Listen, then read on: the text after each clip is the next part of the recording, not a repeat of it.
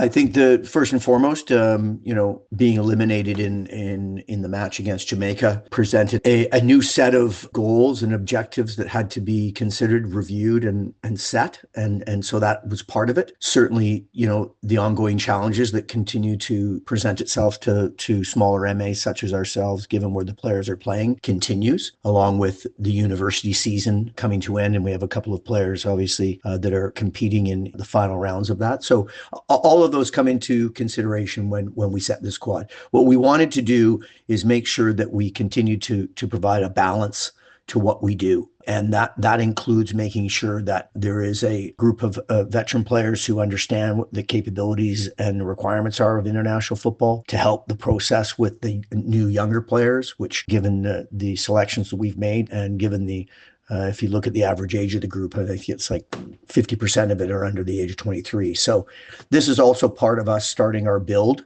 into the next cycle. But you have to do that very structured and very strategically. As it relates to some players coming in, we haven't seen Malai coming in after his injury. Really great to see him back in form and being able to be put into a position that we can reassess him again and see where he's at there. We have new players coming in Logan and Jace.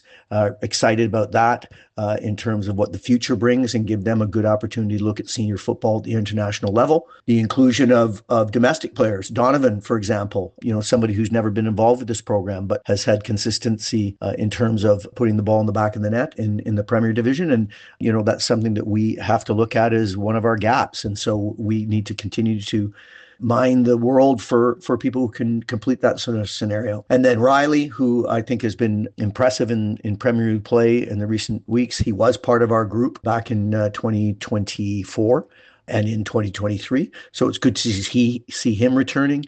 Again, a youth player that has potentially got upside for us. Daniel Cook returns to us in regards to positional requirements that we have, and Daniel's been playing his trade in the university program in the States. So, it's an overall balanced group that we're really excited about putting into the international arena, seeing what they can do, along with some of our veteran players that can provide not just leadership, but performance standards that we require. We're looking forward to getting them together. We're looking forward to the challenge. As I said, maybe you saw in the quote, this is about us setting a few objectives about putting points on the board, because that would be success for us in the final window, is to be able to put points on the board, and also maybe spoil a few other teams' dreams along the way.